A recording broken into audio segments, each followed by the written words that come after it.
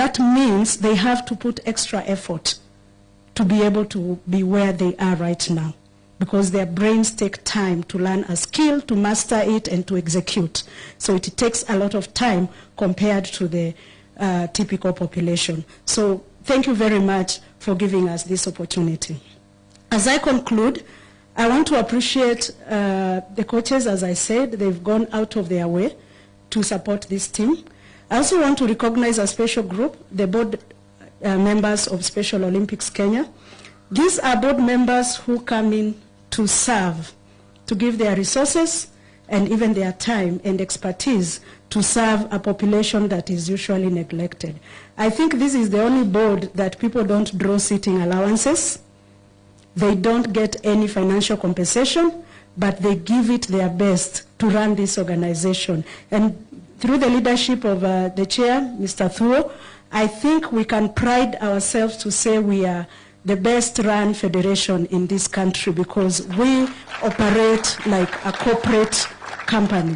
We don't operate like just a mere sports federation. So thank you very much, Mr. Thuo, and your team for your leadership. I want to challenge each one of us.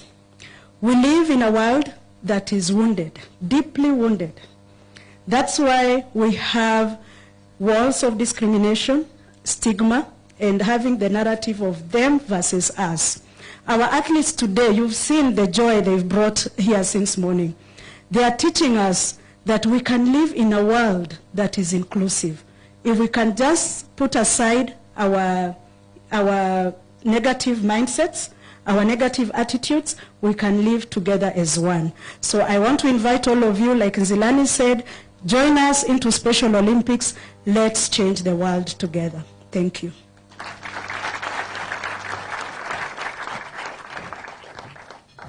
Please, let's appreciate Madam Susan once again. Thank you so much, Your Excellency. Allow me to now invite the Chairman Special Olympics, Mr. Thuo Sege, to continue with the program.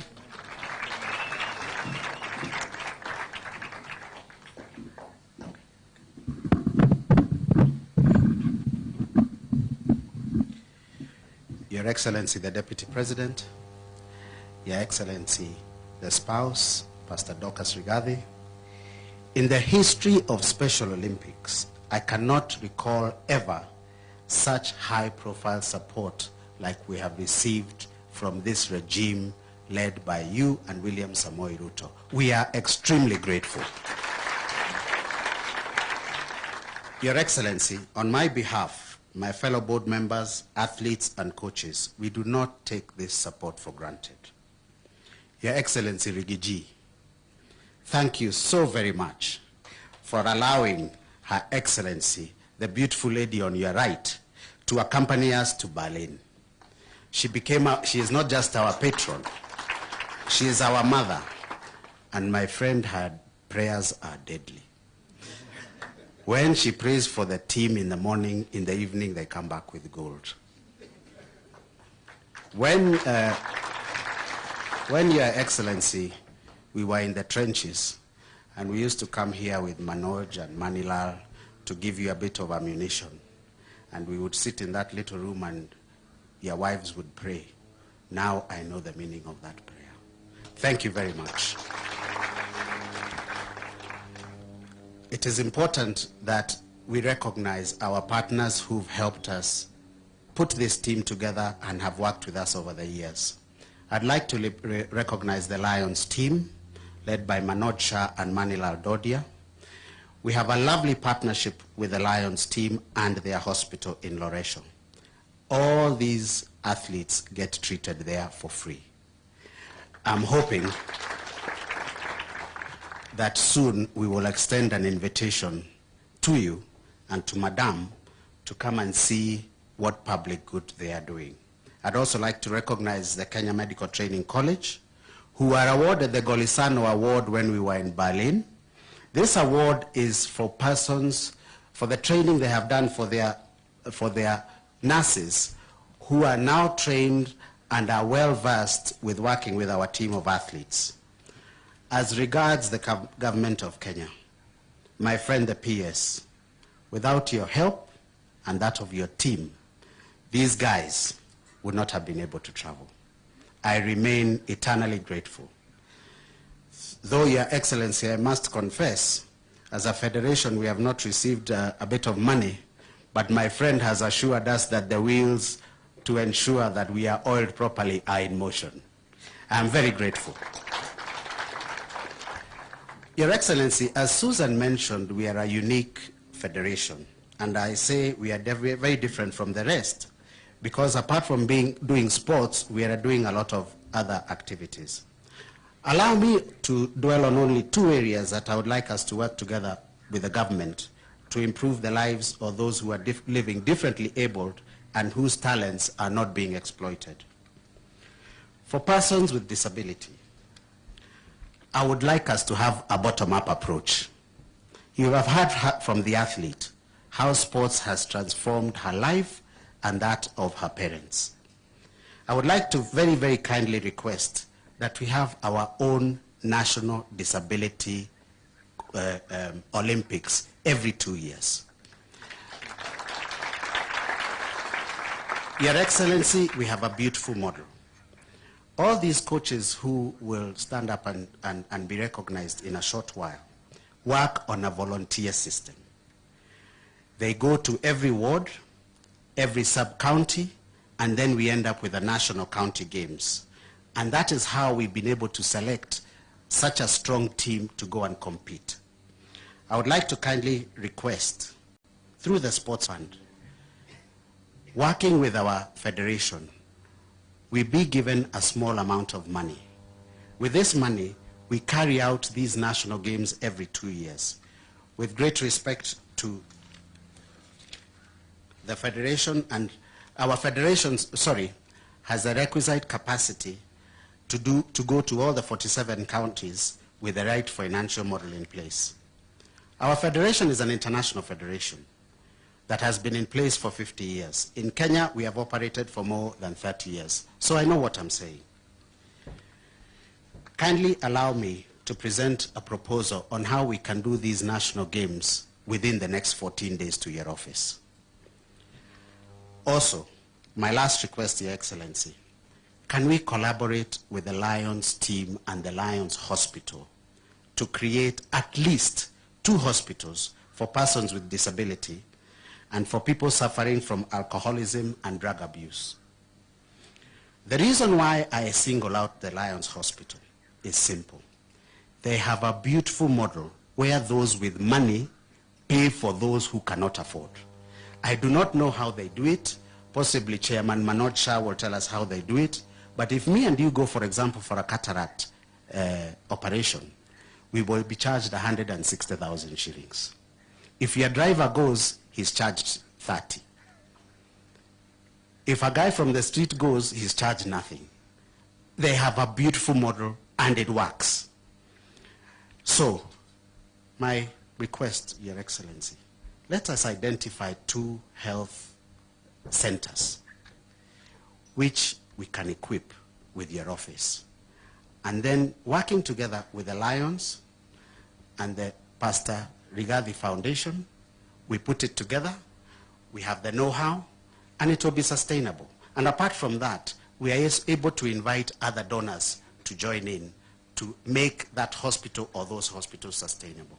And with those few remarks, I want to thank you for what the government is doing for us and our team, and I wish you well. This is now bottom-up approach for sports. Asante sana, God bless us. Thank you so much. Another round of applause, kindly. Thank you so much, the Chairman. Your Excellency, now allow me to invite the Member of Parliament, Kipipiri Honorable Wanjiku Muhia, to give her remarks. Tumpigie makofi tafadhali akikuja. You are welcome, Madam.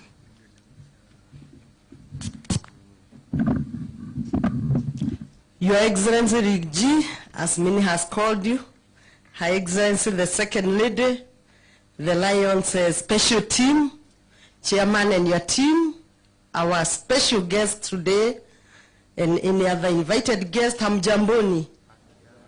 Thank you very much. My name's Wanjiku Muhia, MP Kipipiri, a friend of Special Olympics, an advocate of persons living with disability, and a great supporter of Special Olympics. Maybe what Chairman have not informed you, His Excellency, is that they had an incident when they invited Lions for the special clinic, and they needed First Lady, and the President was already on board from America, and they couldn't find her, and they used me to find her. So he ought to have mentioned that, but that shows you how close I work with them, and also I was trying to demonstrate to them how easy this government is. Your Excellency, this is a very serious subject we are standing here to discuss today. Issues of matters of disability is far from reality of being known by the public. As a mother with a child with a special need who is dyslexic, and she is 18 years of age, I never knew there was Special Olympic until October last year. And this I knew after her school, and this was the 5th school. You know, we do not have a very good education system for these children. So every year we move. Your Excellency, is a very tough journey for parents with these children, especially the ID, because sometimes the deaf has a number of schools, the blind have a number of schools, but there is no specific school of intellectual disability in Kenya. And even those in the public schools, mainly they are for physical disability. So as parents, we move from school A, you go to Oshwa, you go to Kestromana. I can tell you by now, I think I lost count, she could be in the 7th school. And in this 7th school is the time that I learned there is Special Olympics when they were going to Nyayo Stadium to get the national team. And I joined them and I became part of them. So as we discuss on matters of sport, we may need to discuss more on matters of education. It may be difficult for government because these children are also not many. But we may even try to think how we can do a sub-county school which can be government-owned and with equipment that all children from that sub-county can find their way. Otherwise, there are millions of them who are not going to school. As I complete, I want to say that Chairman Zu and your team, you need to do a lot of sensitization. Many of the public are not aware of the needs or even whether these people exist. Today I was wearing this sweater, and even the neighbor who looked very exposed in the flight was asking me, why am I having Berlin 2023? And this is a chairman of a certain parastatal, was with me in business class. So I had to explain, we have been in Berlin for sports and all that. What does that mean? Sensitization is one thing. Your Excellency, when I joined the Parliament in 2013, I amended the Persons Living with Disability Act of 2013, and I brought the sign language interpretation to law. The former president, His Excellency Uhuru, did sign this law. But I can tell you, even as you are seated here, many of you here will think that one day the TVs in Kenya decided to anchor news with sign language. They may not be aware. But if I had made a law like my dress, my choice, I can tell you I would have been very popular. The many times you came to campaign for me in Kipipiri, if I made such a law, I can tell you could not have come. That means again, this is not a topic of interest to many. And those who could be interested are also not aware. So it's up to us to speak of it so that many people can come on board. And also the team should not fear the political class. Your Excellency will tell you, you should not fear to have the political class. As you are employed to speak, I can speak. I'm only limiting because His Excellency can whip me. Otherwise, he can speak from morning to evening, and evening to the next morning. So we are also best placed to speak on these matters in 290 constituencies. Do not fear to involve the political class, and Chairman, organize that you also work with the KEDIPA. KEDIPA is an organization which I also initiated in Parliament in 2013 with the Honorable Tim Wanyonyi, and this is the Kenya Parliamentarian with Persons with Disability. You could be direct or indirect, and we are about 11, both the Senate and the National Assembly. And we do also operate in different ways. As I conclude, Your Excellency, I'm happy now I know why my PA got sunglasses of 20,000 from Lions and mine were 100,000. And she kept on telling me to go back and ask them, maybe something was wrong. So I think that's a good model, and especially now that we are having that discussion as a country and as a government of how the rich should also help the poor. Finally, I'm happy that the ministry is here. Your Excellency, the Ministry of Sport needs to be put on sport. And I speak as a politician now. They need to be put on sport. This budget, we have given them 17 billion. So how much is there for Special Olympics? How much is there for Deaf Olympia? How much is there for Paralympic, Olympic? Do we mean as a country, we give budget as a government to the Ministry of Sport for only those who are abled? I think this budget is for even abled differently. So the Ministry of Sport must come with a structure to see how they can share this cake of 17 billion and others. And as I may not leave the stage without speaking politics, this 17 billion is the money that was being opposed by the opposition that we should not pass budget. If we did pass budget, these people seated here who also need that money would have been left out. So at times, when you see us struggling to work and push government agenda, do not blame us that we are following the government. We are working with government. It's our work to support government, and we could be having more internal information of how to support government agenda. I want to add there and say, in Kipipiri, you are most welcome. By Bwanavuo, in Parliament, I have already put another law on table. I think the Speaker is approving this. But Your Excellency, when I went to Berlin, I found a country, I think North Ireland, has a better way than how we give the National Council. So I may recall my bill and try to make an amendment. They have a medical passport. Every person who is able differently can walk in any hospital with that passport, and the doctor will be able to know if you have hypertension, if you have this allergy and all that, because sometimes these people are not able to explain or express themselves. So count on me, count on my support in any legislation on budget manenos, the Ministry of Sport, to try to do something for this team. As I conclude, because I won't come, Your Excellency, when I joined this team in Nyayo, I underestimated, and I promised them that when they bring gold, I shall give them 100,000. So the day before yesterday, when I saw how many golds, then I was like, I didn't know how to do it, but I was able to triple that. So I have there 300,000 in support of Mama, and because the games are very busy, I also have a present that I want to present to Mama, because we also need to show the Kenyans that there are Special Olympics. So the 300,000 I'll give Mama so that she can add, but this I think is sentimental for Mama, because I think they were in a hurry, they were not able to purchase. So, and the boy child is always forgotten. So when we go to the next one, I'll remember you, Your Excellency.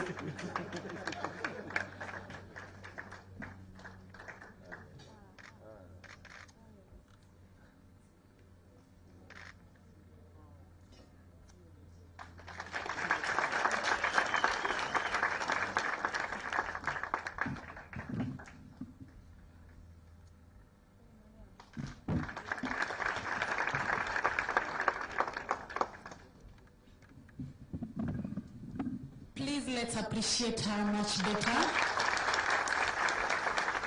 Hiyo imetosha kweli, tuendelee Thank you so much, Honorable Wanjiku Muhia. That was very kind of you. Your Excellency, now with your permission, allow me to invite the Principal Secretary for Sports, Honorable Peter Tum, to continue with the rest of the program. Karibu sir.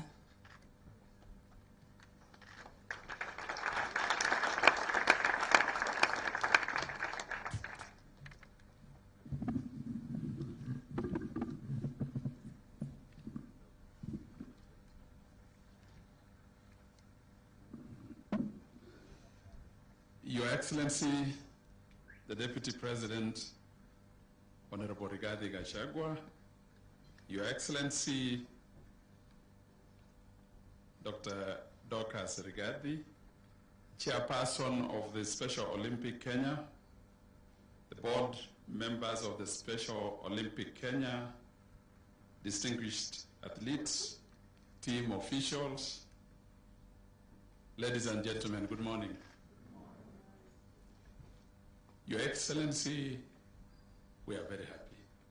We are very happy as a ministry that you have been able to organize this breakfast and lunch for our Special Olympics competitors, just in recognition of what they have been able to do for this country. I came into the ministry the other day, Your Excellency, and my learning curve was very steep. And then I realized the kind of your support, the kind of support your office has given to the sporting activity in this country, and more so Her Excellency, the Second Lady. Because first and foremost, when I came into this space, I was asking myself, what is this Special Olympics? Why is it special? But then as I was walked through and I was given to understand the kind of assistance you've been able to give them, participating in person in their activities and giving them support, we need to be proud as Kenyans to have this kind of leadership that we have today, Your Excellency. I would also wish to mention the aspect of the team that has been put in place to be able to manage that aspect of the sporting activity. Because when you see the kind of, happiness that that group has because of the support your office has been able to give it, and also the support from the office of His Excellency the President, we are proud as Kenyans to have been put in place a government that looks at the hustlers, irrespective of which challenge you have as an individual. The third thing I was informed, Your Excellency, and which I'm proud of to be part and parcel of your government, is the fact that they decided and said for the Special Olympics we are going to put together everyone who are abled differently, so that some can leverage on the strengths of the others.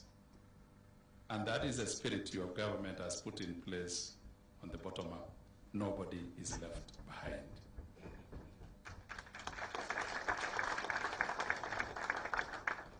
My CS would have been here to tell you this, but he kindly requested me, because he's out of the country, he kindly requested me, Your Excellency, to be able to recognize this effort your government, and you in particular, and your household has put in place to be able to help this group of people.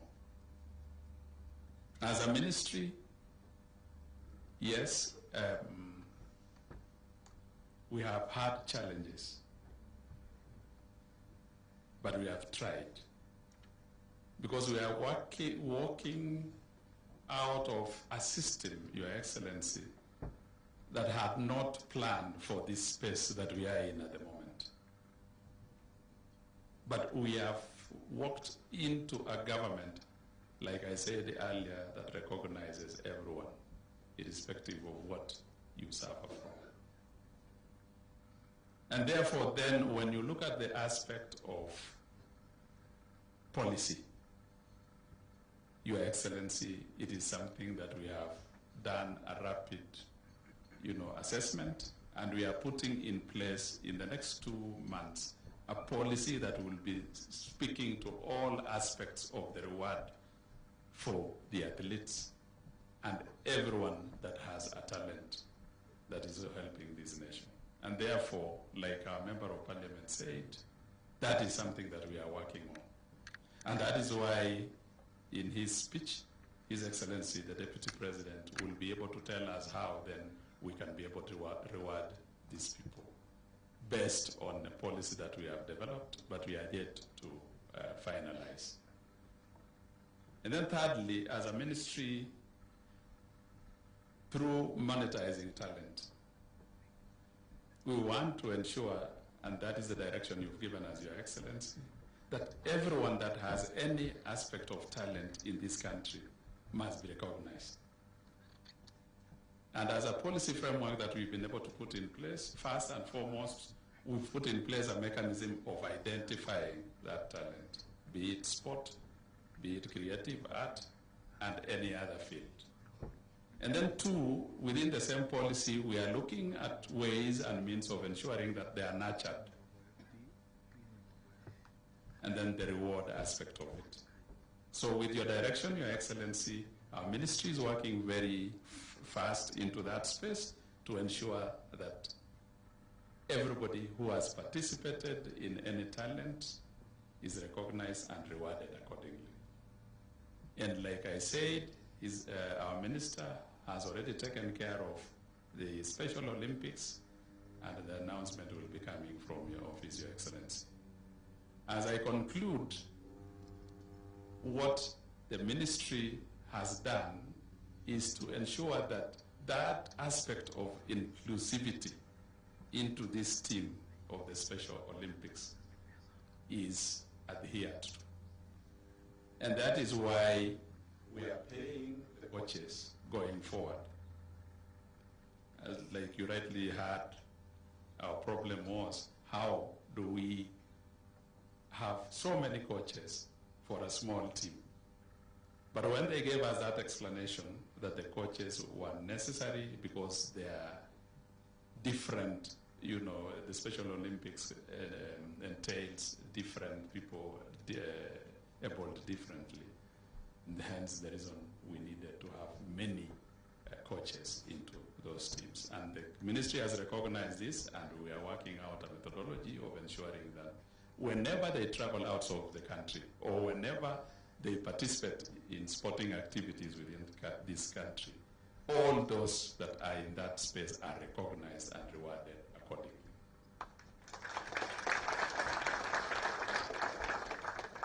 And finally, Your Excellency, we recognize the fact that we are working within a very tight fiscal space.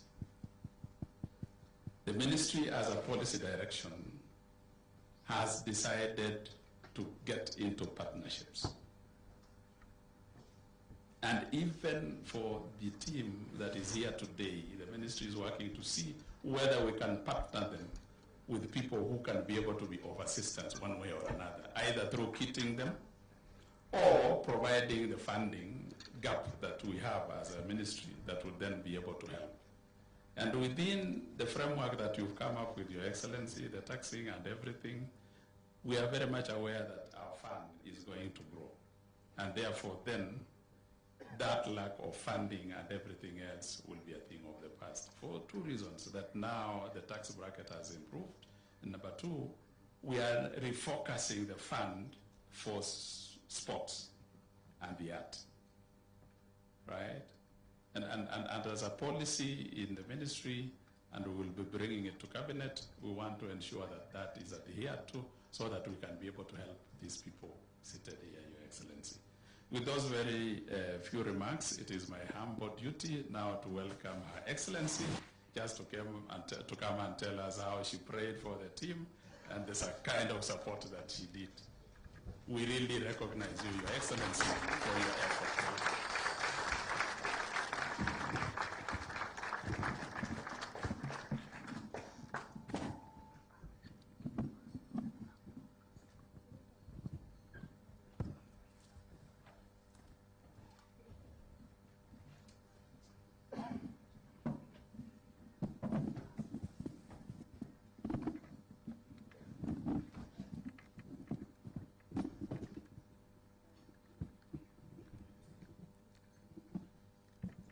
Praise the Lord.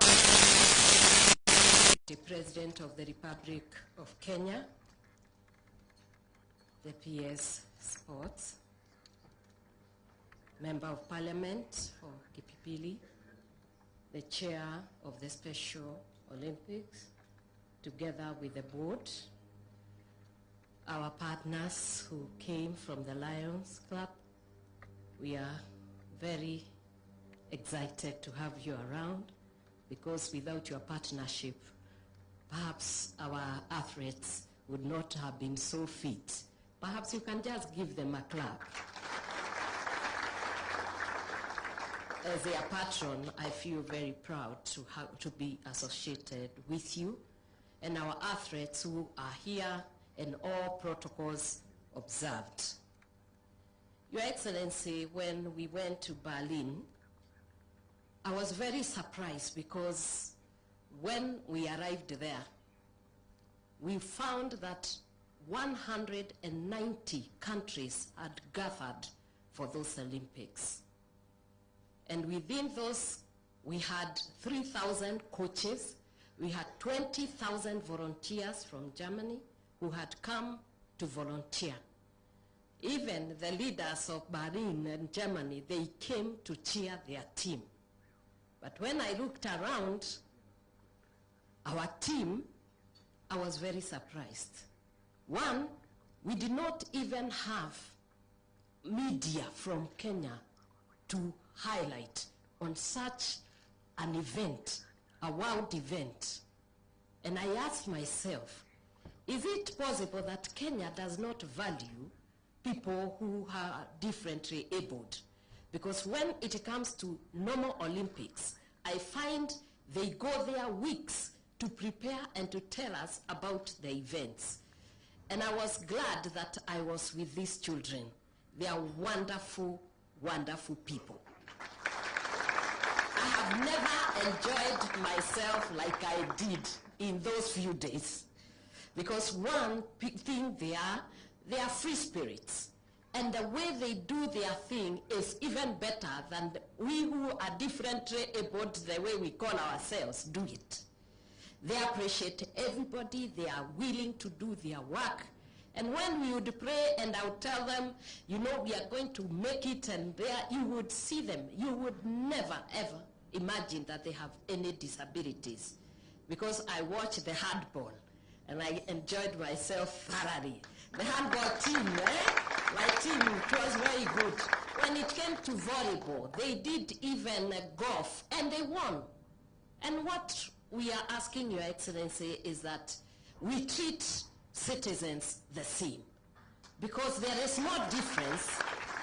A Kenyan citizen, whether you are differently abled, whether you have intellectual disability, physical disability, I think we need now to move from there where we used to stigmatize children and to give them even trauma that even the parents do not want to remove them from their houses. And I'm very sure right now their parents are very proud that they have these children. And I guess it is time that Kenya started to change its perspective as to who these people are. I think when I look at them, they're even better than some of us. It is true. When I went there, they told me they wanted to race me so that I can see how they are going to get the gold. And I was always left. So I can say that in that area, I was disabled myself because I couldn't run in the same speed that they were able to run. And therefore, I may be able in this way and they are able in the other. And I think it is time that we changed our perspective and change the ways we treat these people and make it different and make it better and lovely for them. Your Excellency, today morning I was very happy. One of them, I think you are just going around the compound, and he saw you. He said, mimi nimemwona na macho yangu mbili. The Deputy President, Gachagua, I saw him. Si ulimwona? Eh?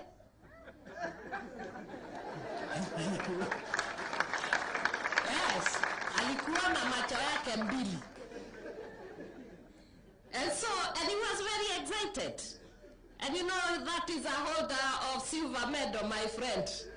He saw the deputy president.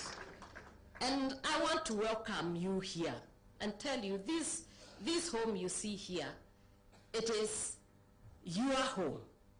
And when we were with them, I promised that when they come back and they bring gold, I will make them see the Rigiji. So they were very happy to see you. And we are also happy with the government. His Excellency, the President of the Republic of Kenya, does not have those kind of things. Him, when it comes to everybody. That is why you see we are towing the line. We know, and he knows, everybody matters. Whether you are Hazara, whether you are who, to him, you are a Kenyan. And to us, you are Kenyan. And from now on, let me tell you, we are going to those wards. We are going to bring those special people to that Special Olympic, even within Kenya. And I'm very sure His Excellency is going to help us together with the Ministry of Sports. Let me take also this opportunity to thank you, Your Excellency. You allowed me to go in a very short notice to Berlin and to leave you. And as usual, you are encouraging me when I was there. So sometimes when you see a woman who is able to move around and to pursue her dream and to do what she desires to do, is because behind her is a great man like Rigji. Those people who have a problem with my husband, you had better know he's a very good husband. He's also a very good father. Not only that, he's the best leader you can ever have. He's a man with a big heart. And when I asked him to come today, he was very busy. He said he will be there, and you can see he's there. You can clap for him. And without much ado, because I know he would like to talk to you, if you can be upstanding. These venerable yet very important members of our society. Cultivating such an environment at social places denies them the opportunity to live fruitfully. We acknowledge members of the civil society, such as the Coalition of Violence Against Women, which has highlighted this concern through a competition. This unsuitable language was imported from the Colonial Penal Code in 1963. In the miscellaneous amendment bill before Parliament, we'll work with the members of the National Assembly to ensure that such offending and repugnant sections of the law are aligned to today's reality. Dear champions, allow me to appreciate our coaches for their exemplary work of modeling you into the heroes and heroines you have turned out to be. We thank the patron of the Special Olympics, Pastor Docas, and other officials for their immense support. You have shown that away from the track events in which Kenya is king, we are also leading in the world of redefining Olympics for the people who are able to defend. We are propelling them to tear down towers of discrimination. As per our bottom-up economic transformation agenda, we'll continue facilitating structural reforms for people able differently to exploit their full potential so that no one is left behind in the quest for equality and equity. Asanteni sana. I am very humbled to host you for lunch, and Pastor Docas was away with you for quite a while. Nilihangaika sana, unajua sasa yeye ananisaidia mambo mingi, lakini nikasema ni sawa tu. So, and I think you hold a special place in her heart because she was very passionate about accompanying you, and she kept me informed. And she was posting on her timeline, and we were following, and we were very excited. And she told me that most of you, when you are in Berlin, you are complaining that you are missing ugali. Is that so?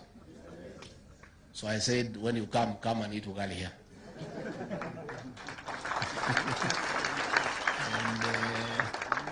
and ugali, kachumbali, nyama tukule na nyinyi. So nimekaribisha nyinyi sana hapa. And the way Pastor said, this is your home. Karibuni tena. Hapa mkae, msikuwe na haraka ya kuondoka. Pahali ya kulala peke yake ndio hakuna. And we can accommodate a few, but wengine mutajipanga. Ukitaka swimming, iko pool iko hapa. Kwa kiwanja hapa, mkae tu, msikuwe na haraka. Mpige picha, mkae hapa. This is your home. And I'm so proud to be associated with you because you are heroes. You have done our country proud. And we request our friends in the media also to profile this victory.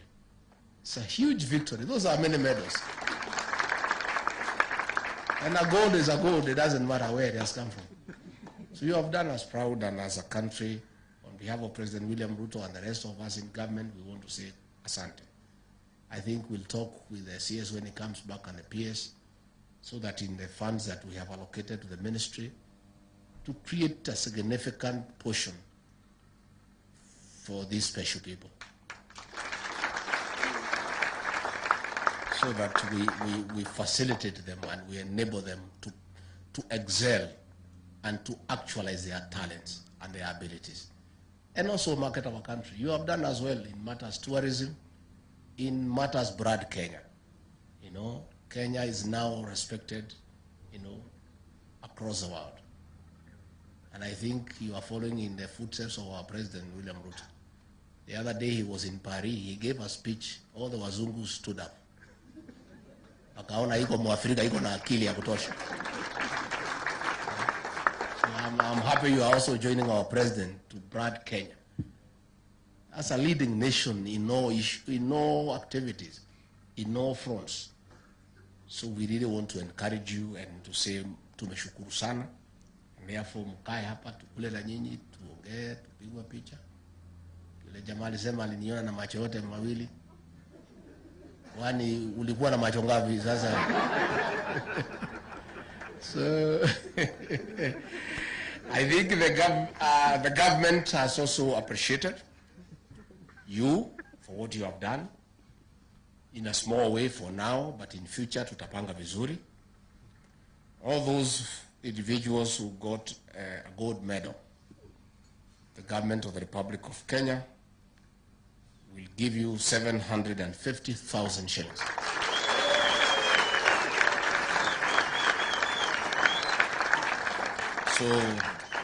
So those 10 individuals will carry 7.5 million. For each team that won a gold medal, the team will carry 100,000. So that is another 500,000 for the 5 teams. For those who won a silver medal, the individual medalists will carry 500,000 shillings. And the team that won silver will get 75,000 shillings. For those who won bronze medals, the individual bronze medalists will carry 300,000 shillings. And the team that won bronze will get 50,000. So in total, the government will give you 10,200,000.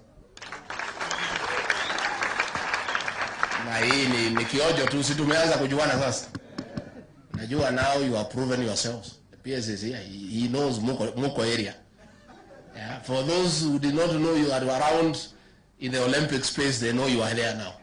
So we will plan properly next time, so that the lady who spoke here alisema alijenga nyumba, tena si nyumba ya kawaida kubwa, na mabati ile yenyewe sio ile ya kawaida. So you 750, you 500, you 300, will you do something for yourself? Yes. Yeah, mufanye kakitu mzuri, and we are going to support you. We'll discuss with the ministry on how to support you. We also request our friends in the media, please also profile these people nicely. You know, brand them, you know, talk about their victory, their exploits, their story. take time before you go media, mkule na hao. Collect some video clips and say to the world, talk to these young people. Let them give you their story so that people can know that people are able differently. And disability has never been inability. They are only able differently. And these people, what they have done to the country is something that is so big and huge that we are very grateful as a people. Kwa hivyo nimeshukuru, na mimi kwa sababu pia ni kwa sikukuu, nitafuta kitu kidogo muende mkikula, si ndio? Ama mko sawa? So I think na mimi nitatafuta milioni 3 nimpatie.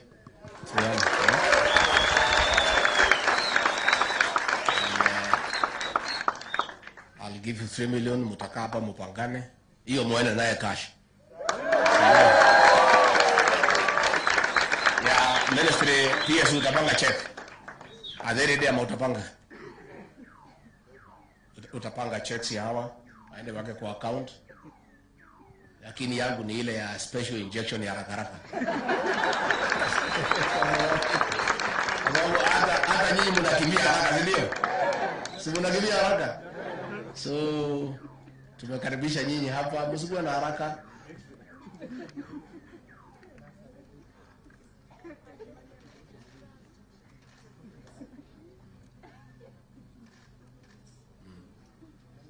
So dada hiyo kalamu. Sasa hata nyinyi hii bibi yangu mmetia yeye hasara Ora asijaribu kuopa kwangu, mimi sina pesa nyingine. Said gold.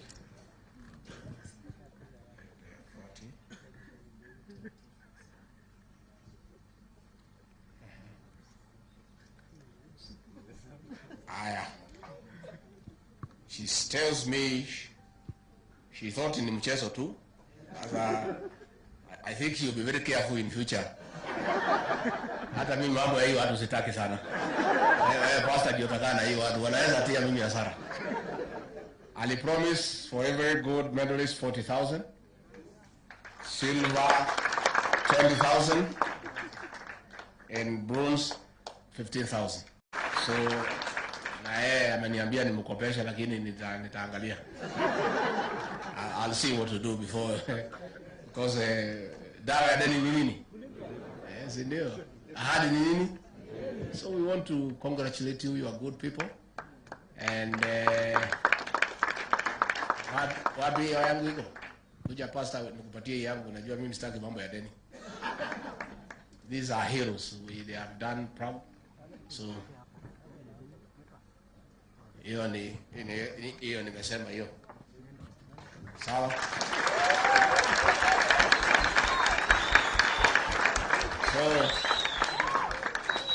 So muko sawa? Muko tayari kwa ugali na nyama? Wapi mtu ya maombi? Ya kuombea chakula sasa. Tuingie. Si mlisema mlimisi ugali? I hope these fellows are prepared ugali the proper way. Nani wewe? Kuja nani na tuombea?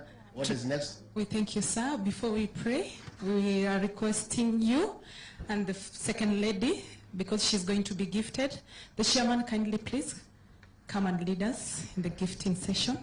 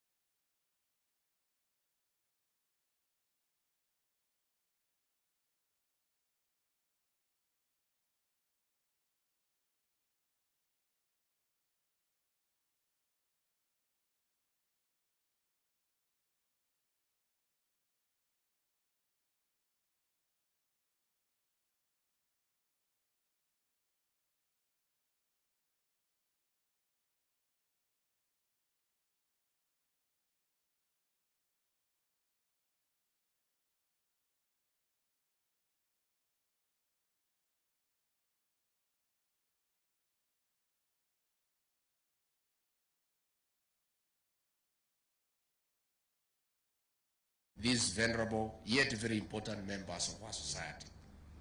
Cultivating such environment at social places denies them the opportunity to live fruitfully.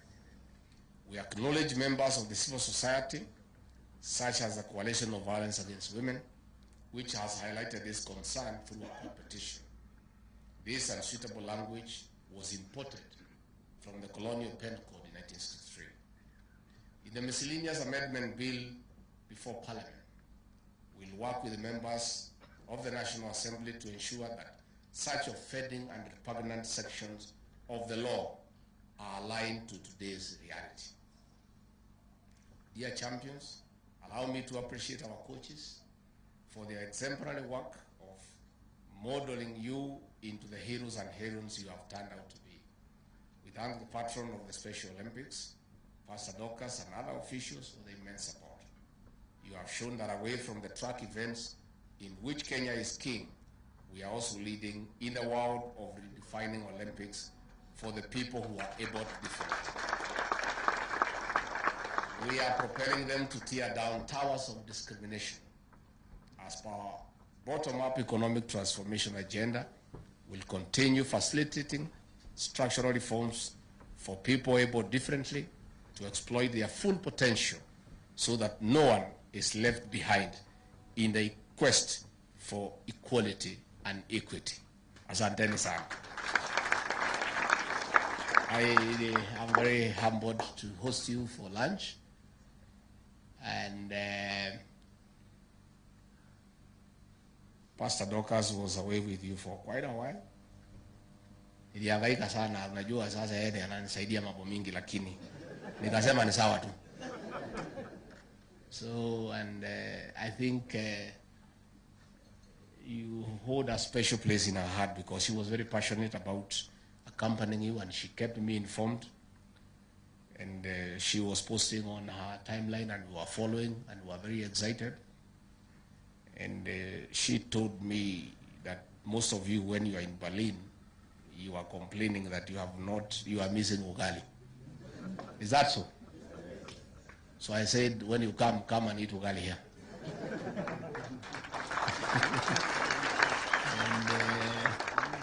And ugali, kachumbali, nyama tukule na nyinyi. So nimekaribisha nyinyi sana hapa. And the way Pastor said, this is your home. Karibuni tena. Hapa mkae, msikuwe na haraka ya kuondoka. Pahali ya kulala peke yake ndio hakuna. And we can accommodate a few, but wengine mutajipanga.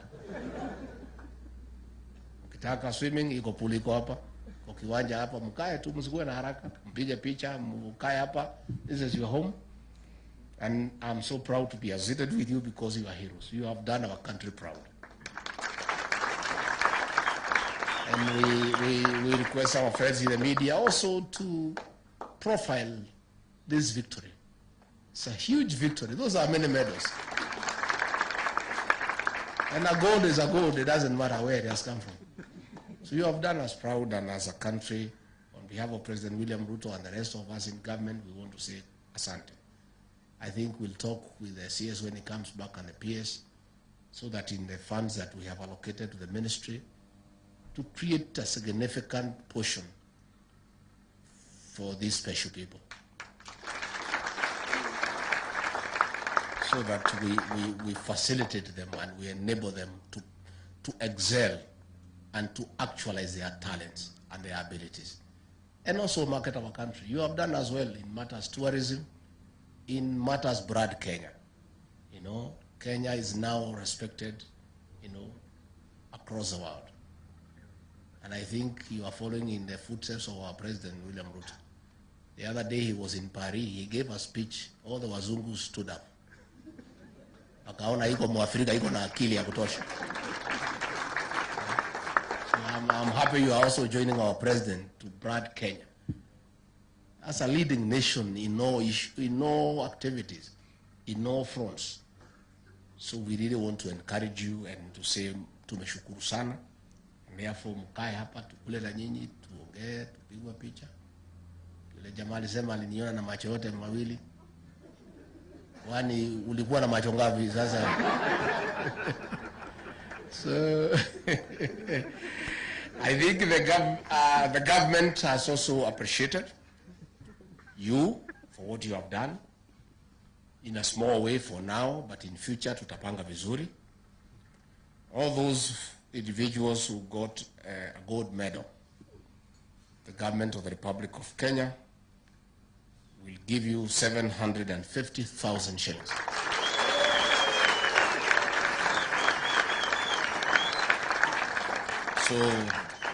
So those 10 individuals will carry 7.5 million.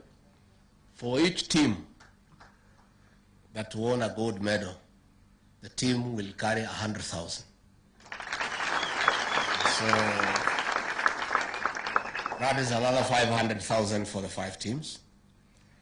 For those who won a silver medal, the individual medalists will carry 500,000 shillings. And the team that won silver will get 75,000 shillings. For those who won bronze medals, the individual bronze medalists will carry 300,000 shillings. And the team that won bronze will get 50,000. So in total, the government will give you 10,200,000. Na hii ni kiojo tu, si tumeanza kujuana sasa. Najua now you have proven yourselves. The PS is here. He knows Muko area. Yeah. For those who did not know you are around in the Olympic space, they know you are there now. So we will plan properly next time so that the lady who spoke here alisema alijenga nyumba, tena si nyumba ya kawaida kubwa. Na mabati ile yenyewe, sio ile ya kawaida. So you 750, you 500, you 300, will you do something for yourself? Yes. Yeah, mufanye kakitu mzuri. And we are going to support you. We'll discuss with the ministry on how to support you. We also request our friends in the media, please also profile these people nicely. You know, brand them, you know, talk about their victory, their exploits, their story. Take time before you go media, mukule na hao. Collect some video clips and say to the world, talk to these young people. Let them give you their story so that people can know that people are able differently. And disability has never been inability. They are only able differently. And these people, what they have done to the country is something that is so big and huge that we are very grateful as a people. Kwa hivyo nimeshukuru. Na mimi kwa sababu pia ni kwa sikukuu, nitafuta kakitu kidogo muende mkikula, si ndio? Ama mko sawa? So I think na mimi nitatafuta milioni 3 nimpatie.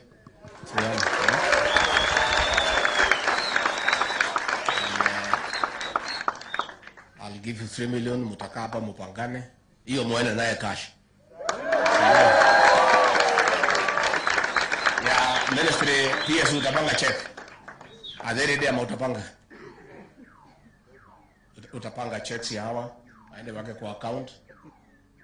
Lakini yangu ni ile ya special injection ya haraka. Hata nyinyi mnakimbia haraka, ndio? Si mnakimbia haraka? So tumekaribisha nyinyi hapa, msikuwe na haraka.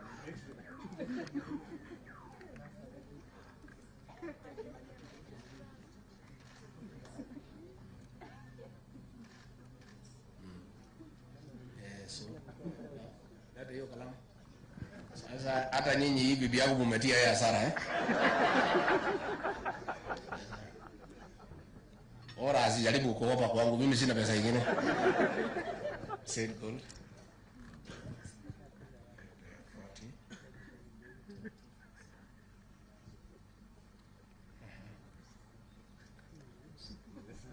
Aya. She tells me she thought in mchezo tu. I think she'll be very careful in future. Hata mimi mambo ya hiyo watu sitaki sana. Pastor ndio takana hiyo watu wanaweza tia mimi hasara. Ali promise for every gold medalist 40,000, silver 20,000, and bronze 15,000. So na yeye ameniambia nimkopesha, lakini nitaangalia. I'll see what to do before because dawa ya deni ni nini? Yes, ndio. Ahadi ni nini? So we want to congratulate you. You are good people. And wapi yangu iko? Kuja pastor nikupatie yangu, najua mimi sitaki mambo ya deni. These are heroes. They have done proud. So hiyo nimesema hiyo. Sawa.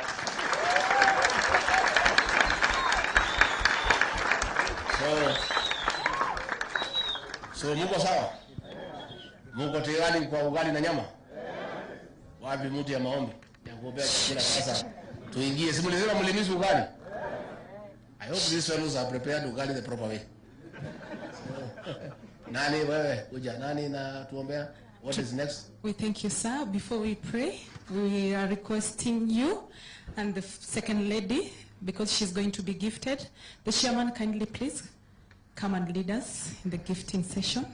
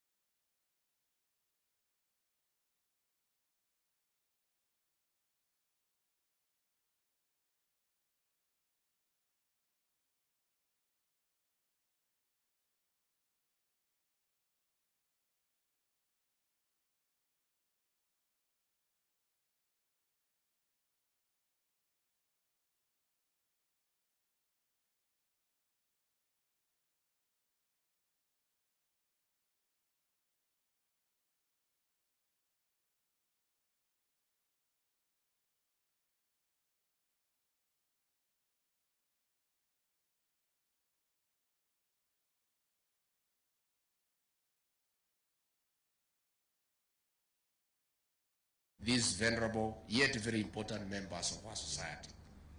Cultivating such environment at social places denies them the opportunity to live fruitfully. We acknowledge members of the civil society, such as the Coalition of Violence Against Women, which has highlighted this concern through a petition. This unsuitable language was imported from the Colonial Penal Code in 1963. In the miscellaneous amendment bill before Parliament, we'll work with the members of the National Assembly to ensure that such offending and repugnant sections of the law are aligned to today's reality. Dear champions, allow me to appreciate our coaches for their exemplary work of modeling you into the heroes and heroines you have turned out to be.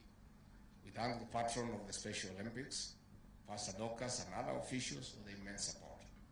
You have shown that away from the track events in which Kenya is king, we are also leading in the world of redefining Olympics for the people who are able to defend.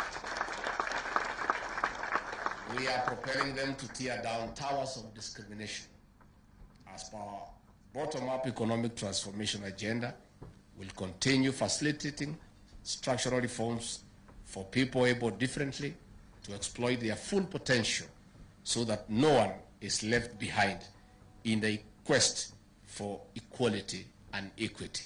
Asanteni sana. I am very humbled to host you for lunch, and Pastor Dorcas was away with you for quite a while. Nilihangaika sana, unajua sasa yeye ananisaidia mambo mingi, lakini nikasema ni sawa tu. So, and I think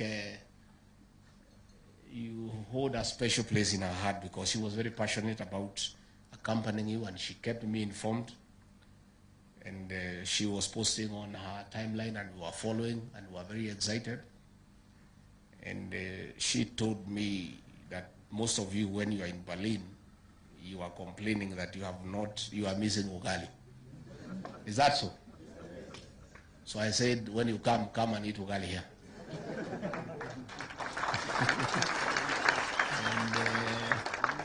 And ugali, kachumbali, nyama tukule na nyinyi. So nimekaribisha nyinyi sana hapa.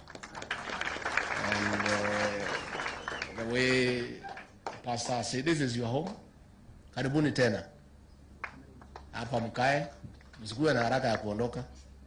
Pahali ya kulala peke yake ndio hakuna. And we can accommodate a few, but wengine mutajipanga. Ukitaka swimming, iko pool iko hapa. Kwa kiwanja hapa, mkae tu, msikuwe na haraka. Mpige picha, mkae hapa. This is your home. And I'm so proud to be associated with you because you are heroes. You have done our country proud.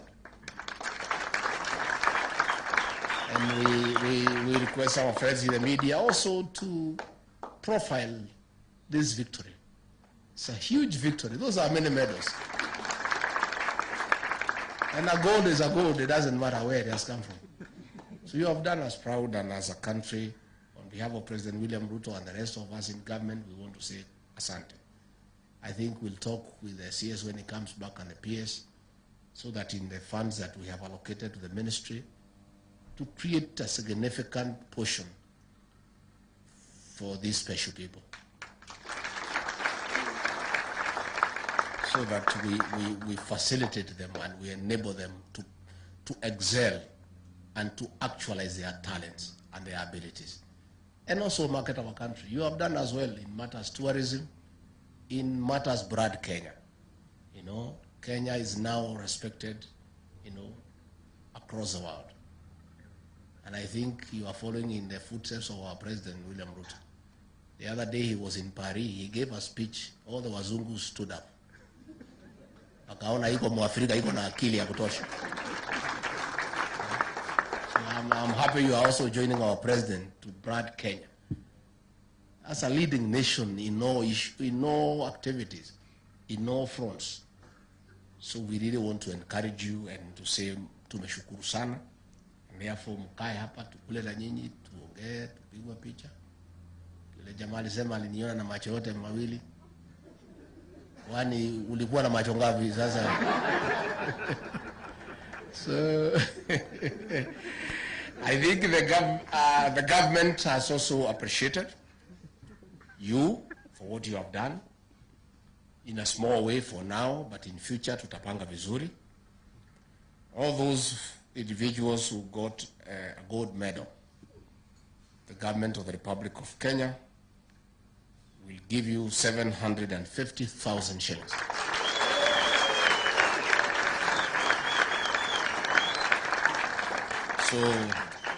So those 10 individuals will carry 7.5 million. For each team that won a gold medal, the team will carry 100,000. So that is another 500,000 for the 5 teams. For those who won a silver medal, the individual medalists will carry 500,000 shillings. And the team that won silver will get 75,000 shillings. For those who won bronze medals, the individual bronze medalists will carry 300,000 shillings. And the team that won bronze will get 50,000. So in total, the government will give you 10,200,000.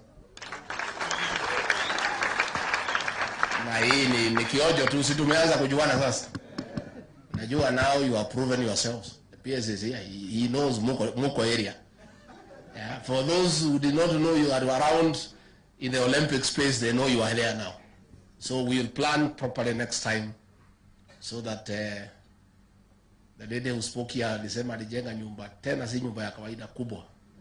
Na mabati ile yenyewe, sio ile ya kawaida.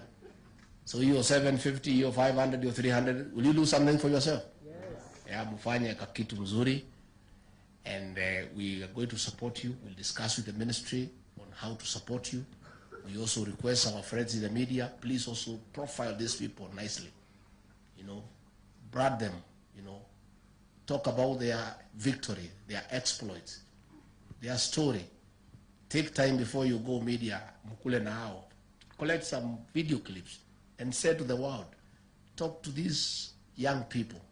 Let them give you their story so that people can know that people are able differently. And disability has never been inability. They are only able differently. And these people, what they have done to the country is something that is so big and huge that we are very grateful as a people. Kwa hivyo nimeshukuru, na mimi kwa sababu pia ni kwa sikukuu nitafuta kitu kidogo muende mkikula, si ndio? Ama mko sawa? So I think na mimi nitatafuta milioni 3 nimpatie. So,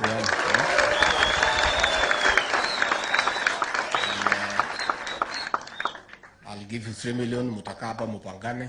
Hiyo muende naye cash. Ya ministry PS utapanga check. Adhere dia utapanga. Utapanga checks ya hawa, aende wake kwa account. Lakini yangu ni ile ya special injection ya haraka. Hata nyinyi mnakimbia haraka, ndio? Si mnakimbia haraka? So tumekaribisha nyinyi hapa, msikuwe na haraka.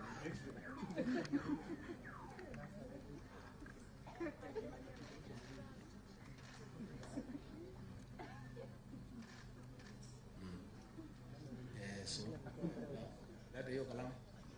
Sasa hata nyinyi hii bibi yangu mmetia yeye hasara Ora asijaribu kuopa kwangu, mimi sina pesa nyingine. Said gold. 40.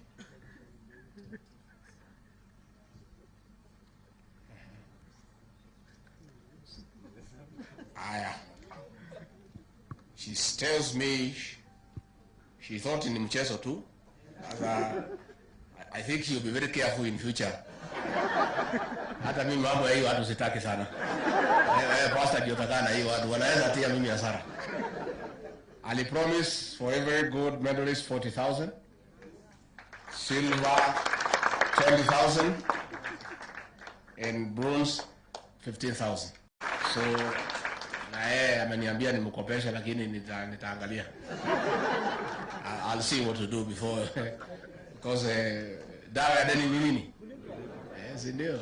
Ahadi ni nini? So we want to congratulate you. You are good people. And wapi yangu iko? Kuja pastor nikupatie yangu, najua mimi sitaki mambo ya deni. These are heroes. They have done proud. So hiyo nimesema hiyo. Sawa.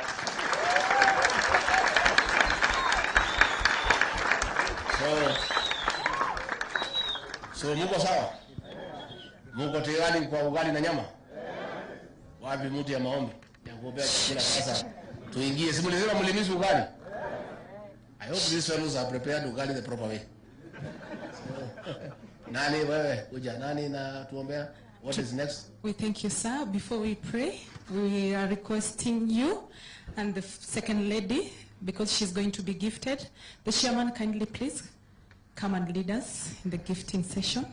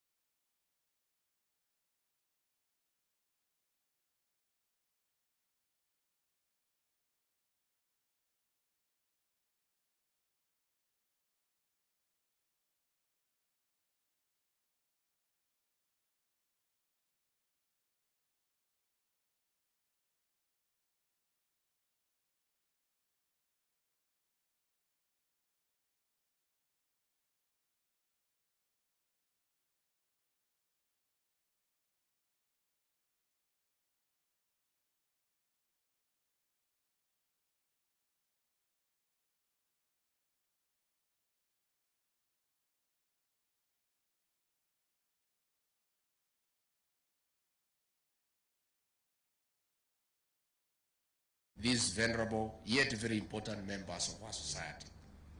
Cultivating such an environment at social places denies them the opportunity to live fruitfully. We acknowledge members of the civil society, such as the Coalition of Violence Against Women, which has highlighted this concern through a competition. This unsuitable language was imported from the Colonial Penal Code in 1963. In the miscellaneous amendment bill before Parliament, we'll work with the members of the National Assembly to ensure that such offending and repugnant sections of the law are aligned to today's reality.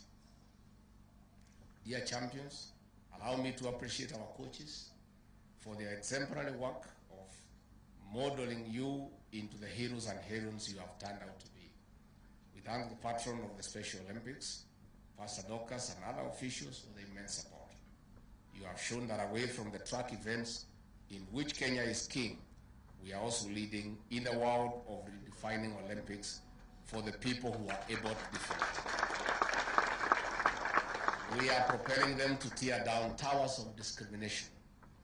As per our bottom-up economic transformation agenda, we'll continue facilitating structural reforms for people able differently to exploit their full potential so that no one is left behind in the quest for equality and equity. Asanteni sana. I am very humbled to host you for lunch, and Pastor Docas was away with you for quite a while. Nilihangaika sana, unajua sasa yeye ananisaidia mambo mingi, lakini nikasema ni sawa tu. So, and I think you hold a special place in her heart because she was very passionate about accompanying you, and she kept me informed. And she was posting on her timeline, and we were following, and we were very excited. And she told me that most of you, when you are in Berlin, you are complaining that you are missing ugali. Is that so? So I said, when you come and eat ugali here.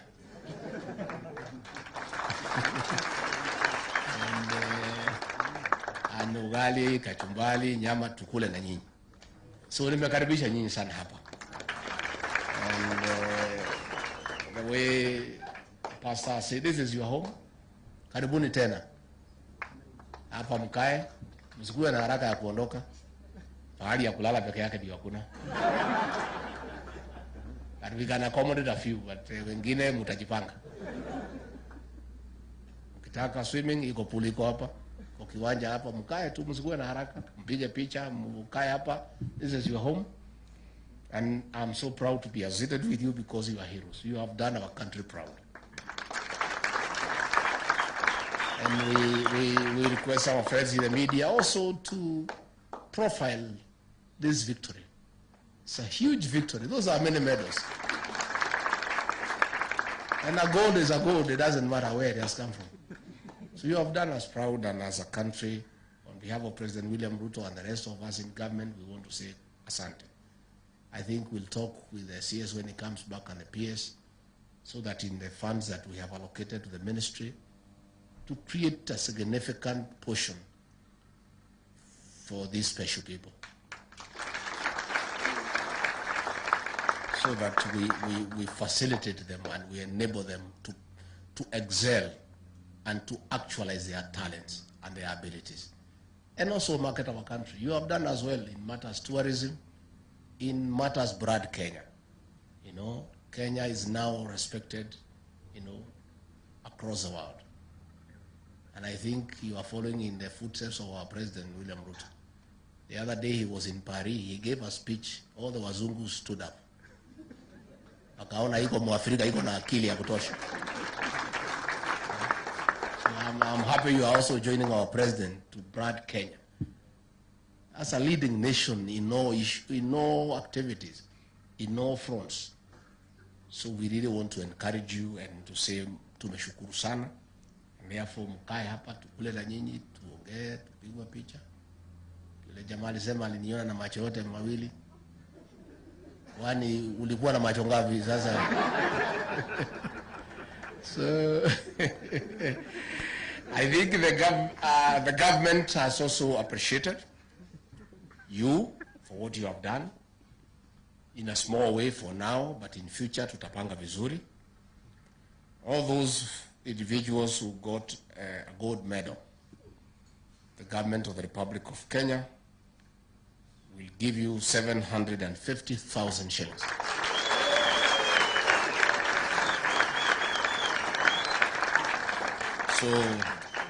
So those 10 individuals will carry 7.5 million. For each team that won a gold medal, the team will carry 100,000. So that is another 500,000 for the 5 teams.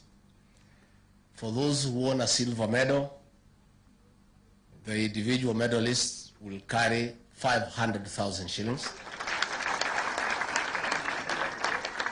And the team that won silver will get 75,000 shillings. For those who won bronze medals, the individual bronze medalists will carry 300,000 shillings. And the team that won bronze will get 50,000.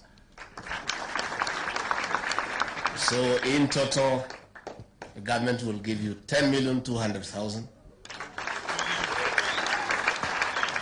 Na hii ni kiojo tu, si tumeanza kujuana sasa.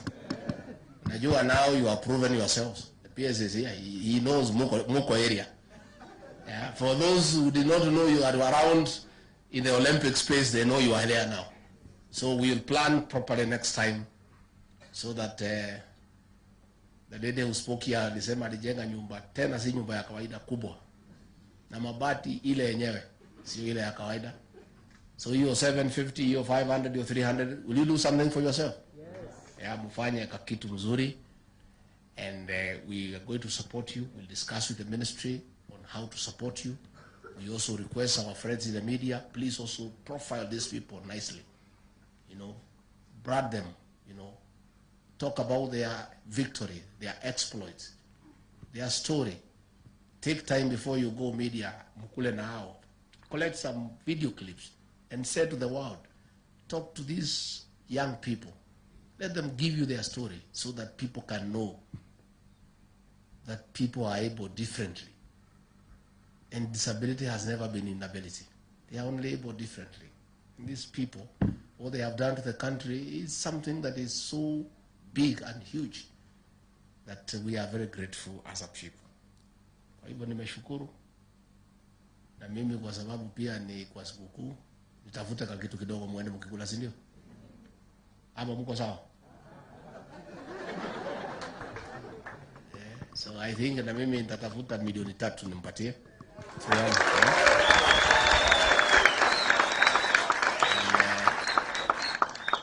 I'll give you 3 million, mutakaa hapa mupangane. Hiyo muende naye cash. Ya ministry pia si utapanga check. Adhere dia utapanga checks ya hawa aende wake kwa account. Lakini yangu ni ile ya special injection ya haraka. Hata nyinyi mnakimbia haraka, ndio? Si mnakimbia haraka? So tumekaribisha nyinyi hapa, msikuwe na haraka.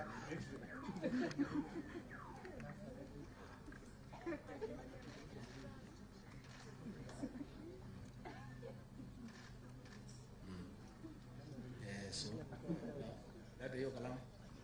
Sasa hata nyinyi hii bibi yangu mmetia yeye hasara Ora asijaribu kukopa kwangu, mimi sina pesa nyingine. Said gold.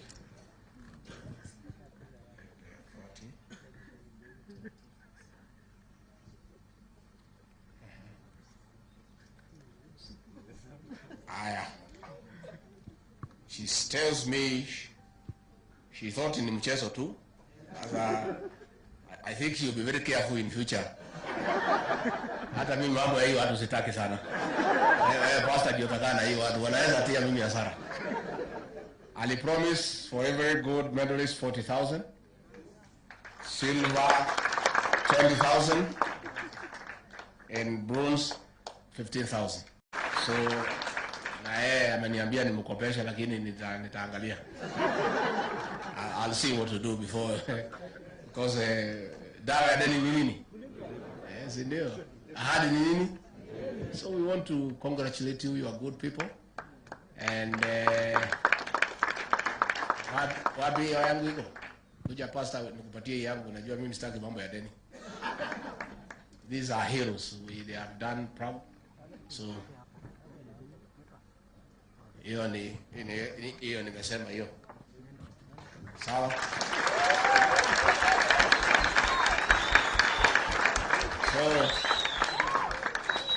So muko sawa? Muko tayari kwa ugali na nyama? Wapi mtu ya maombi? Ya kuombea chakula sasa. Tuingie. Si mlisema mlimisi ugali? I hope these fellows are prepared ugali the proper way. Nani wewe? Kuja nani na tuombea? What is next? We thank you, sir. Before we pray, we are requesting you and the second lady, because she's going to be gifted. The chairman, kindly please come and lead us in the gifting session.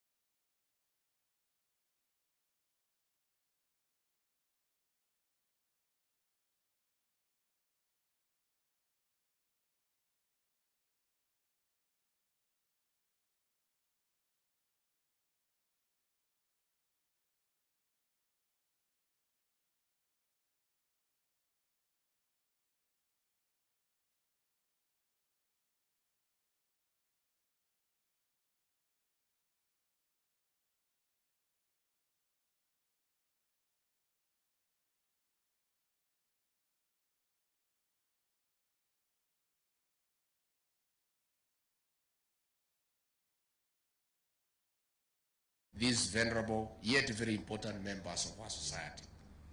Cultivating such environment at social places denies them the opportunity to live fruitfully. We acknowledge members of the civil society, such as the Coalition of Violence Against Women, which has highlighted this concern through a petition. This unsuitable language was imported from the Colonial Penal Code in 1963.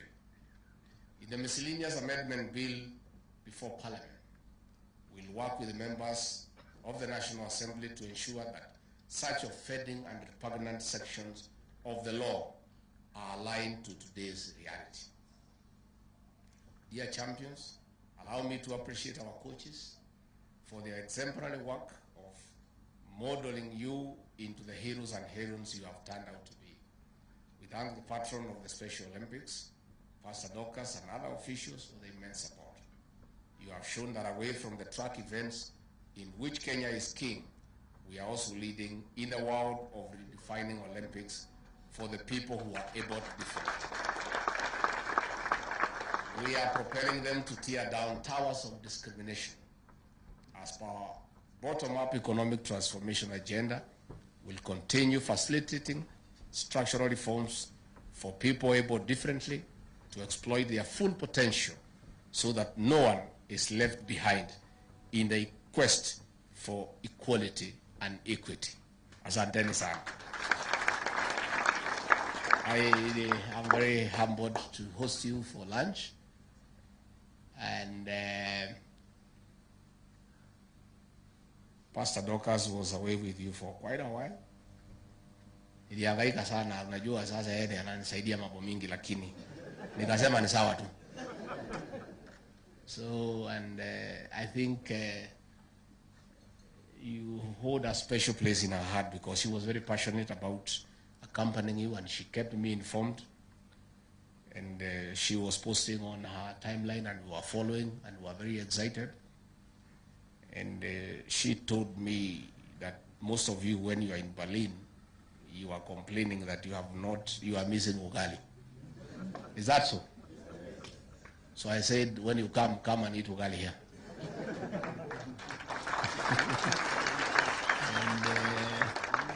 And ugali, kachumbali, nyama tukule na nyinyi.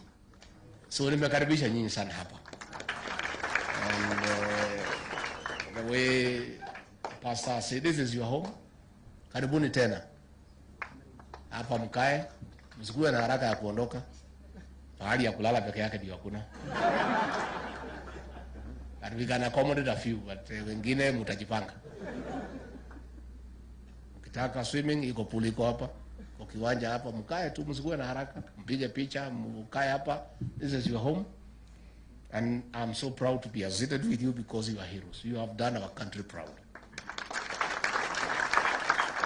And we request our friends in the media also to profile this victory. It's a huge victory. Those are many medals. And a gold is a gold. It doesn't matter where it has come from.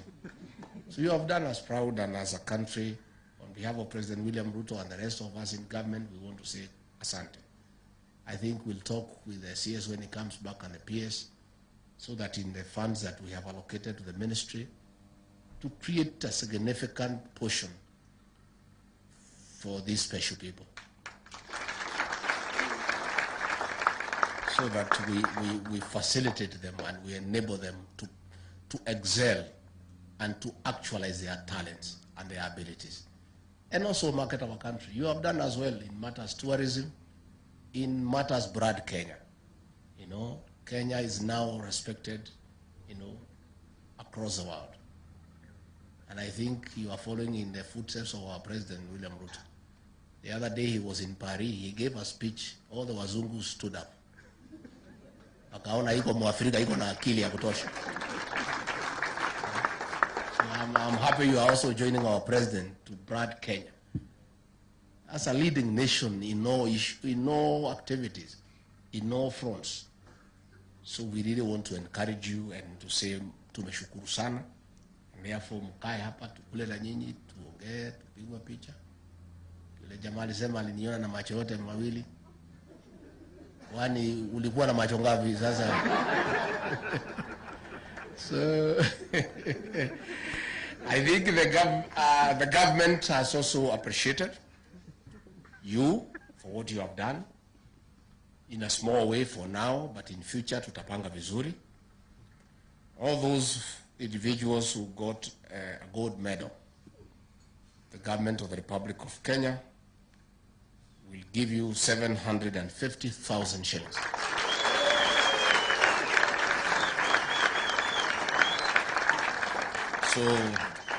So those 10 individuals will carry 7.5 million. For each team that won a gold medal, the team will carry 100,000. So that is another 500,000 for the 5 teams. For those who won a silver medal, the individual medalists will carry 500,000 shillings. And the team that won silver will get 75,000 shillings. For those who won bronze medals, the individual bronze medalists will carry 300,000 shillings. And the team that won bronze will get 50,000. So in total, the government will give you 10,200,000. Na hii ni kiojo tu, si tumeanza kujuana sasa. Najua now you are proven yourselves. The PS is here. He knows Muko area. Yeah. For those who did not know you are around in the Olympic space, they know you are there now. So we will plan properly next time so that the lady who spoke here alisema alijenga nyumba, tena si nyumba ya kawaida kubwa. Na mabati ile yenyewe, sio ile ya kawaida. So hiyo 750, hiyo 500, hiyo 300, will you do something for yourself? Yes. Yeah, mfanye kitu mzuri. And we are going to support you. We'll discuss with the ministry on how to support you. We also request our friends in the media, please also profile these people nicely. You know, brand them, you know, talk about their victory, their exploits, their story. Take time before you go media, mkule na hao. Collect some video clips and say to the world, talk to these young people. Let them give you their story so that people can know that people are able differently. And disability has never been inability. They are only able differently. And these people, what they have done to the country is something that is so big and huge that we are very grateful as a people. Kwa hivyo nimeshukuru, na mimi kwa sababu pia ni kwa sikukuu nitafuta kitu kidogo muende mkikula, si ndio? Ama mko sawa? So I think na mimi nitatafuta milioni 3 nimpatie.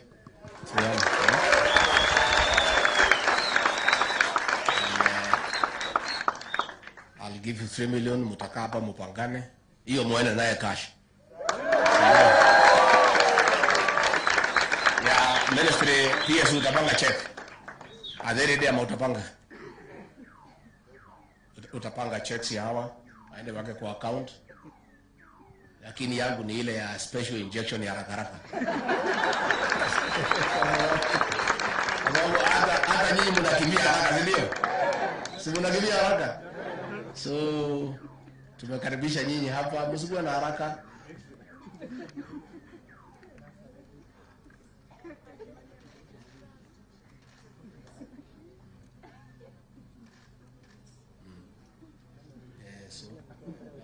Leta hiyo kalamu. Sasa hata nyinyi hii bibi yangu mumetia yeye hasara, eh? Ora asijaribu kukopa kwangu, mimi sina pesa nyingine. Said gold. 40.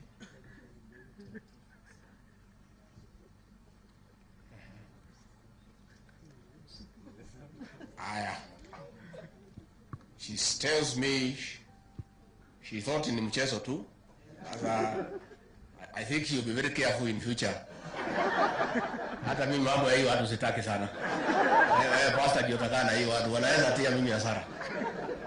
Ali promise for every gold medalist 40,000, silver 20,000, and bronze 15,000. So na yeye ameniambia nimkopesha, lakini nitaangalia. I'll see what to do before because dawa ya deni ni nini? Yes, ndio. Ahadi ni nini? So we want to congratulate you. You are good people. And wapi yangu iko? Kuja pastor nikupatie yangu, najua mimi sitaki mambo ya deni. These are heroes. They have done proud. So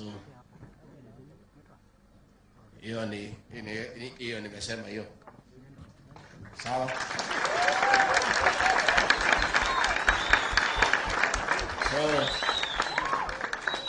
So muko sawa? Muko tayari kwa ugali na nyama? Wapi mtu ya maombi? Ya kuombea kila sasa. Tuingie, si mlisema mlimisi ugali? I hope these fellows are prepared ugali the proper way. Nani wewe? Kuja nani na tuombea? What is next? We thank you, sir. Before we pray, we are requesting you and the second lady, because she's going to be gifted. The chairman, kindly please come and lead us in the gifting session.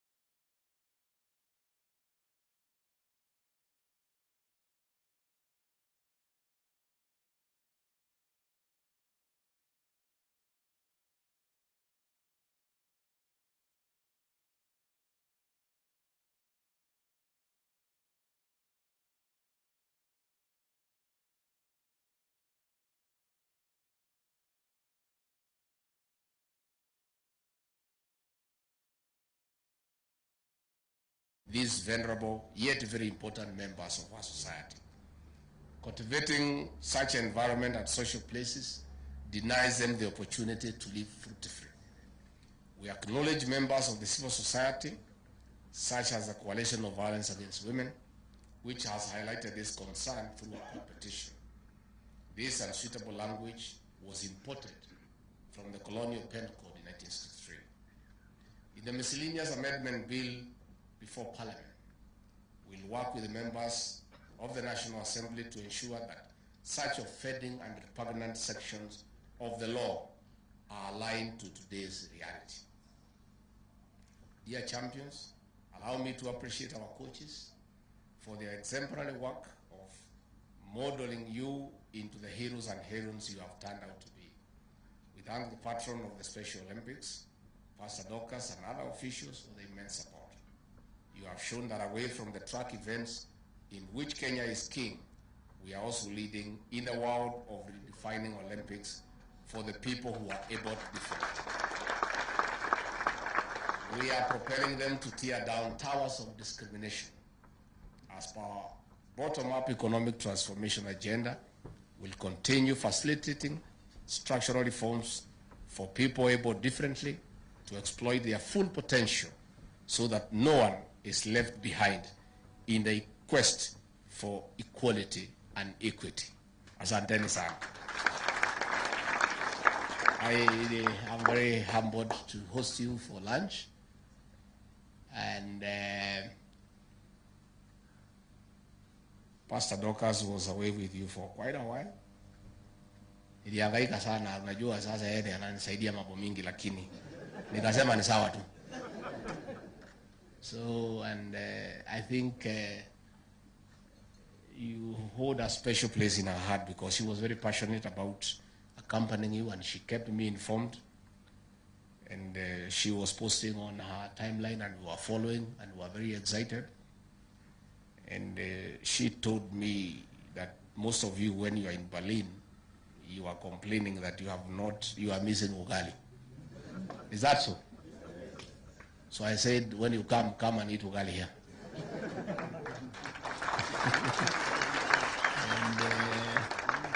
And ugali, kachumbali, nyama tukule na nyinyi. So nimekaribisha nyinyi sana hapa. And the way Pastor said, this is your home. Karibuni tena. Hapa mkae, msikuwe na haraka ya kuondoka. Pahali ya kulala peke yake ndio hakuna. And we can accommodate a few, but wengine mutajipanga. Ukitaka swimming, iko pool iko hapa. Ukiwanja hapa, mkae tu, msikuwe na haraka. Mpige picha, mkae hapa. This is your home. And I'm so proud to be associated with you because you are heroes. You have done our country proud. And we request our friends in the media also to profile this victory. It's a huge victory. Those are many medals. And a gold is a gold. It doesn't matter where it has come from. So you have done us proud, and as a country, on behalf of President William Ruto and the rest of us in government, we want to say asante. I think we'll talk with the CS when he comes back and the PS, so that in the funds that we have allocated to the ministry, to create a significant portion for these special people. So that we facilitate them and we enable them to excel and to actualize their talents and their abilities. And also market our country. You have done as well in matters tourism, in matters broad Kenya. You know, Kenya is now respected, you know, across the world. And I think you are following in the footsteps of our President, William Ruto. The other day he was in Paris, he gave a speech, all the wazungu stood up. Akaona iko Mwafrika, iko na akili ya kutosha. So I'm happy you are also joining our President to brand Kenya as a leading nation in all activities, in all fronts. So we really want to encourage you and to say, tumeshukuru sana. Therefore, mkae hapa tukule na nyinyi, tuongee, tupigwe picha. Yule jamaa alisema aliniona na macho yote mawili. Wani ulikuwa na macho ngapi sasa? So I think the government has also appreciated you for what you have done in a small way for now, but in future tutapanga vizuri. All those individuals who got a gold medal, the government of the Republic of Kenya will give you 750,000 shillings.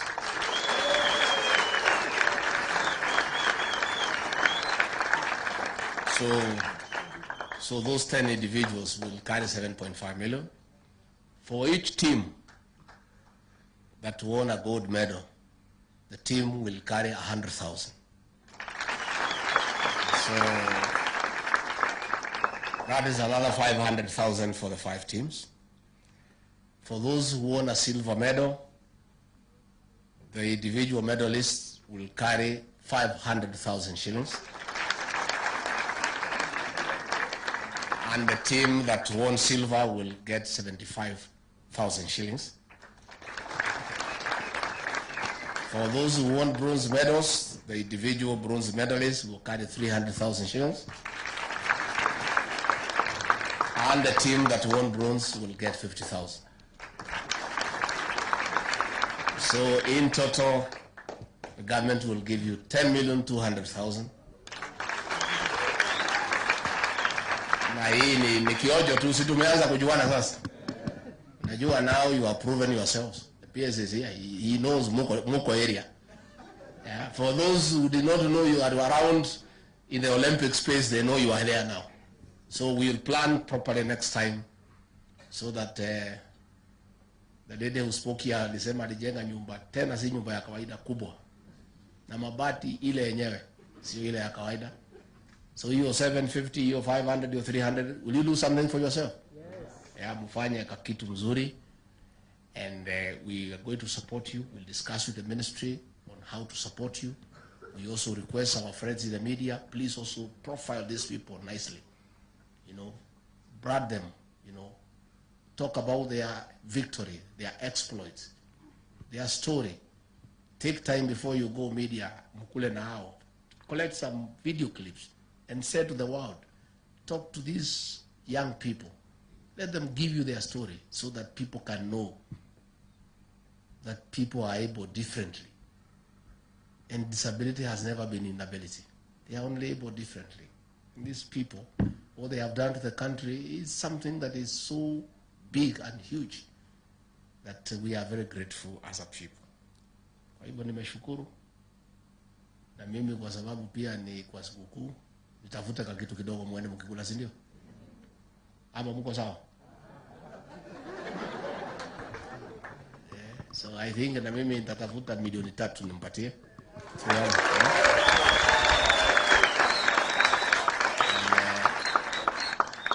I'll give you 3 million, mutakaa hapa mupangane.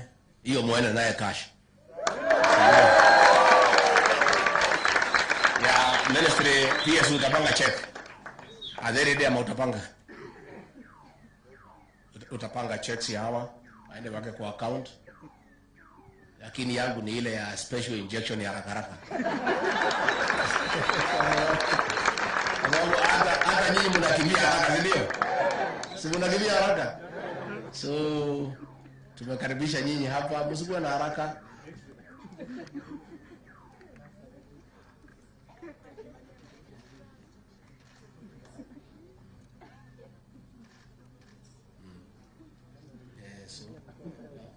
Hiyo kalamu.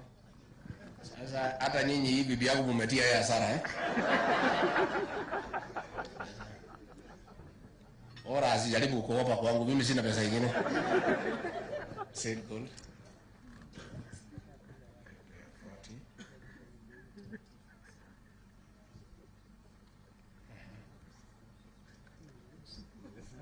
Aya.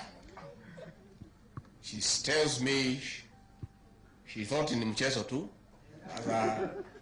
I think she'll be very careful in future. Hata mimi mambo ya hiyo watu sitaki sana. Pastor ndio takana hiyo watu wanaweza tia mimi hasara.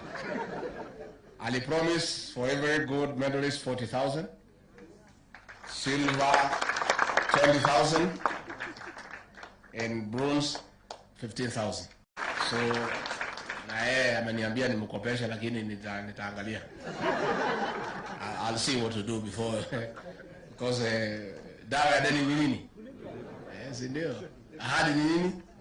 So we want to congratulate you. You are good people. And wapi yangu iko? Kuja pastor nikupatie yangu, najua mimi sitaki mambo ya deni. These are heroes. They have done proud. So hiyo nimesema hiyo. Sawa.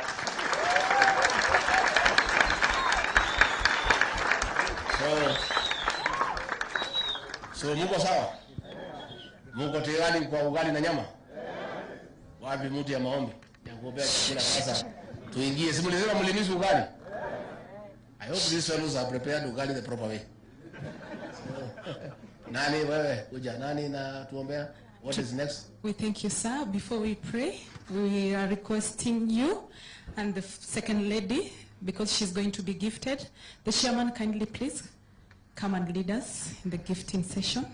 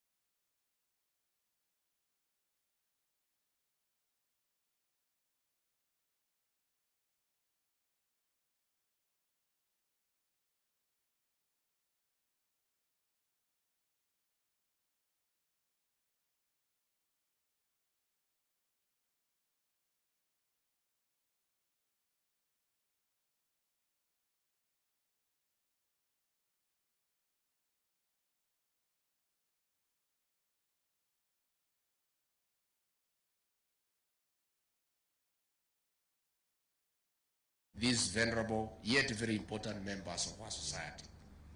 Cultivating such environment at social places denies them the opportunity to live fruitfully. We acknowledge members of the civil society, such as the Coalition of Violence Against Women, which has highlighted this concern through a competition. This unsuitable language was imported from the Colonial Penal Code in 1963.